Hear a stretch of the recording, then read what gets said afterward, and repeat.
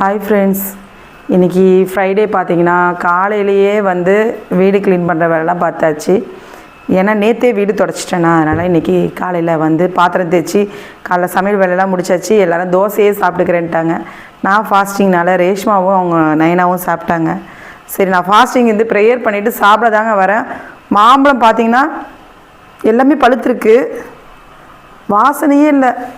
இந்த வாடை வந்து நான் ஒரு தடவை வெட்டினப்போவே நல்லாவே இல்லை. ஒரு பழம் கூட பழுக்கலை, எல்லாமே கல் வச்ச பழம். ஆனால் எல்லாமே அமுங்குது.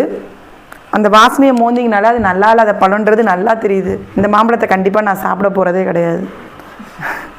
அதனால் மாம்பழம் இல்லைங்க. மதியானம் லஞ்சு என்ன ரெடி பண்ணியிருக்கேன்னா சாம்பார் தாங்க. சொரக்காய், மாங்காய், கத்திரிக்காய் போட்டு சாம்பார் தான் ரெடி பண்ணியிருக்கேன். எனக்கு வந்து சாப்பாடு வச்சுக்கிறேன். நீங்களாம் சமையல் வேலைலாம் முடிஞ்சிருச்சா? நான் வந்து காலையிலே முடிச்சிடுறதுனால எனக்கு ரொம்ப வந்து சௌரியமாக இருக்குங்க. நானாக இவளோட உட்காந்துட்டு பேசிட்டு உட்காந்துட்டுனா தான் நேரம் போயிடுமே தவிர, இல்லைன்னா நான் தொடர்ந்து வேலை பார்த்தேன்னா இவள் எழுந்திருக்க 10 மணிக்கு தான் எழுந்திரிச்சா இன்றைக்கி. அதனால் நான் வந்து அவளை டிஸ்டர்பும் பண்ணலை, நானும் என் வேலையெல்லாம் பார்த்துட்டேன். அவள் ஒன்றும் குளிக்கவே இல்லை. ஆனால் என் கூட உட்காந்து ப்ரேயர்லாம் பண்ணிவிட்டு சாப்பாடெல்லாம் வேலையெல்லாம் முடிச்சிட்டா. சொரக்காய், மாங்காய், கத்திரிக்காய் போட்டு தான் வந்து சாம்பார் வச்சுருக்கேன். ரொம்ப சூப்பராக இருக்குது சொரக்காய். மஷ்ரூமும் உருளைக்கிழங்கும் போட்டு வறுவல் தான். இன்றைக்கி நான் தூங்கிட்டேங்க. 5:30 மணிக்கு தான் எழுந்திரிச்சேன். 5:30 மணிக்கு எழுந்திரிச்சு என்னால் சமைக்கவே முடியல. காய் நறுக்கவே நேரம் ஆகுது. அப்படியே அரிபரியாக சமைச்சேன்.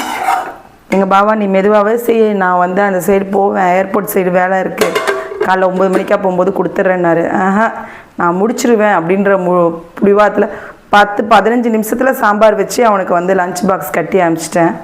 இன்றைக்கி காலைல அப்படி தாங்க. நான் தூங்கினனால இன்றைக்கி சாப்பாடு கட்டுறது ரொம்ப வேகமாக செஞ்சுட்டு ரொம்ப கஷ்டமாக இருந்தது. இன்றைக்கி பார்த்திங்கன்னா இதான் நான் மாம்பழம் வச்சு சாப்பிட்லான்னு நினச்சேன். இவங்களுக்கெல்லாம் அப்பளம் கேட்டாங்க, நான் அப்பளம் வச்சு சாப்பிடல. அதனால் அப்பளம், மாம்பழம் இதெல்லாம் வச்சு சாப்பிட்லான்னு நினச்சது.